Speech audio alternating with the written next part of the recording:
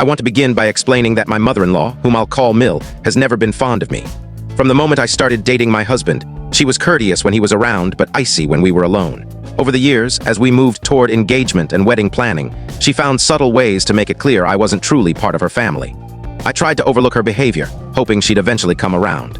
Unfortunately, things only worsened after my father-in-law, Phil, passed away. Phil was a kind-hearted man who treated me with warmth, unlike Mill.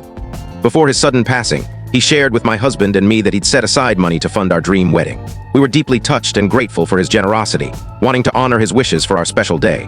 Since nothing was documented, and Phil's death was unexpected, we relied on his verbal promise and Mill's initial agreement to use the funds as intended. After Phil's passing, Mill controlled the family's finances.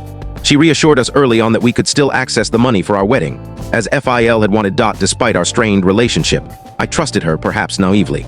My husband and I spent months planning the wedding of our dreams, booking a venue, hiring a caterer, securing a photographer, the works.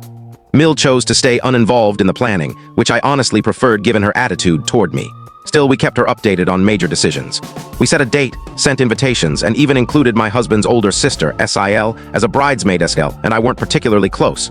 She often mirrored Mill's distant demeanor, but we maintained a polite relationship. I hoped the wedding might bring us all closer. However, about 2 months before the big day, Sil's husband landed in serious legal trouble. He was arrested and faced trial for what we later discovered were long-running fraud charges, causing a major uproar in the family.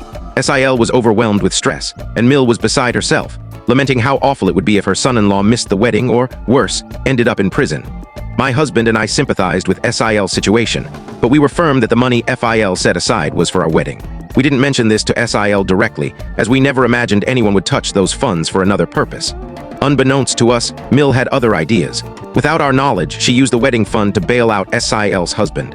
I'm still unsure of the exact details, but the money was under Mill's control, likely intended for general family use since there was no legal designation. Perhaps because nothing was formalized, Mill felt justified in redirecting the funds. What we do know is that about 6 weeks before our wedding, a relative tipped us off that Sil's husband was out on bail.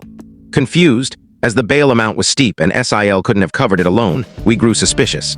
My husband confronted Mill, asking if she'd helped with the bail. At first, she was evasive, but under pressure, she admitted to using Phil's wedding fund. I'll never forget that moment. I was next to my husband on the couch, watching his face drain of color from shock and anger. He put the call on speaker, and I heard Mill try to defend her actions.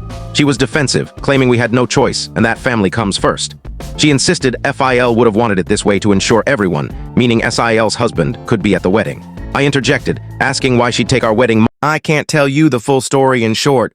To watch the full story, click the related link below.